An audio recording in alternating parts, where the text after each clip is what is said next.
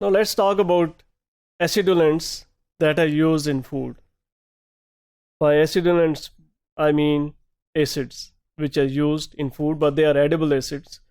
So we really don't have to worry about because they are not the strong acid, rather than they are weaker acid and can be used in food for a variety of reasons. Uh, as you know that every acid, whenever it is added to a food component, it would reduce the pH of the food and make it more acidic.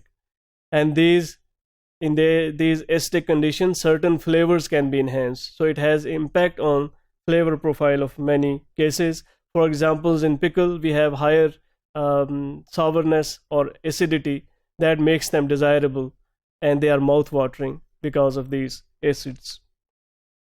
Vinegar, which is heavily used product, it has got acetic acid as the only main ingredient or the major main ingredient in case of artificial vinegars. And we see a lot of applications of vinegar and use in the culinary practices. So you can see that this is again based on one of the acid called as acetic acid, which is a weaker acid.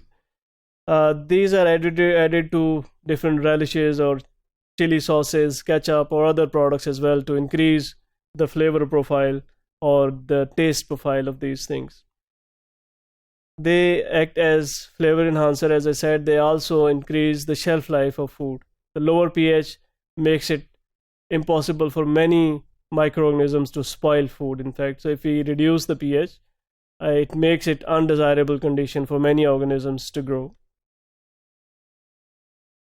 So few more things that there can be a lot of acidulants that are present naturally in food. For example, citric acid.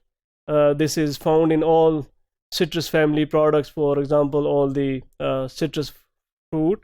Malic acid is again present in apples, and acetic acid is present in vinegar, and they are all natural components present naturally in very much well accepted foods. Similarly, fig have all these three acidulants, although there may be one dominant acid, but normally we would have more than one acid in many natural products. Tartaric acid is one of the acid that is added to food to bring tartness in many food products, and it enhances the flavor of the food product. Citric acid is added to many soft drinks which mimic the flavor of citrus. Similarly, phosphoric acid is added in cola drinks. So phosphoric acid gives that desirable taste or flavor in cola drinks as well. Acids can be used in many for cleaning purposes as well. For example, in many domestic application, we can see that acetic acid or other acids can be used to clean different products, and dairy equipment is one of the important industrial application that we use to clean. These acids are used to clean dairy equipments.